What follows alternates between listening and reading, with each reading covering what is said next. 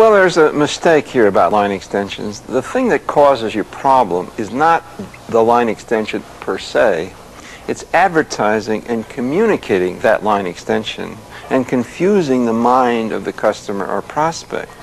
The first thing a company should do is to focus their advertising on a single product or service. It's not so important exactly what they manufacture and sell. The most important thing here is the advertising. If you focus your advertising on a single product, even though you have, let's say, a relatively broad line, you still have a focused approach. Well, nothing in business can you ever know exactly. It's always a guess. It's always your good judgment. For example, Lotus. Lotus got started in spreadsheets. But the spreadsheet business is kind of a commodity. It doesn't have much expansion. Everybody that has it or needs a spreadsheet has a spreadsheet. So Lotus decided to change their focus, and they focused on groupware. Very successful focus. They were first in a new category. They created that new category, groupware, with a product called Notes. They were so successful that IBM paid them $3.5 billion for that company. That's an enormous price.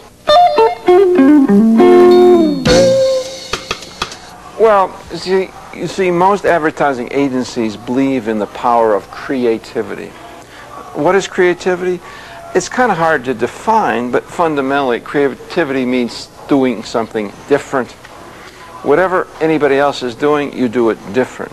So, in a sense, they're looking for maybe wild and crazy ways to say things, and yet, you see, focus and all those other positioning concepts are based on simple ideas like being first, like creating a new category. Most advertising agencies don't find that these things are very creative, so they resist them. I don't think it's a question of a theory here or a principle.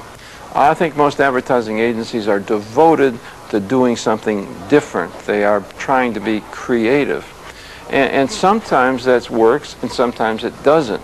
In other words, what I'm saying is it doesn't really matter whether an ad is creative or not.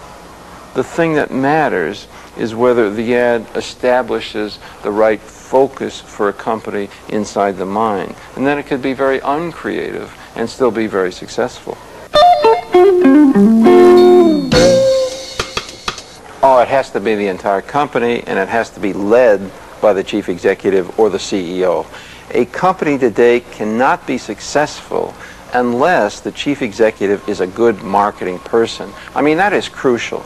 And as a matter of fact, I think companies should be run from a marketing point of view, not a financial point of view, not a production or a manufacturing point of view. If you want to be successful today, marketing is where it's at. Well, I have a couple of candidates, and they're all chief executives because chief executives are really the only one that can have the total control you need to do a good marketing job. For example, Robert Gozetta, of chief executive of Coca-Cola, has done a terrific job. Coca-Cola is worth, it's the third wealthiest company in the entire world. In other words, it's worth these days $120 billion. A very successful company. My second candidate would be Andy Grove, the chief executive of Intel. Intel has 80% of the worldwide business for microprocessors. See, one of the principles here is that you dominate a market. When you dominate a market, you become very, very, very powerful. And I would have to say Bill Gates, although he's made some mistakes, Bill Gates has 90% of the operating system business, the desktop computer operating system business in the entire world. That is really powerful. And there's some other people that are very good. Michael Dell of Dell Computer has done a terrific job in dominating the direct selling market for personal computers. And there are quite a few others, but those are my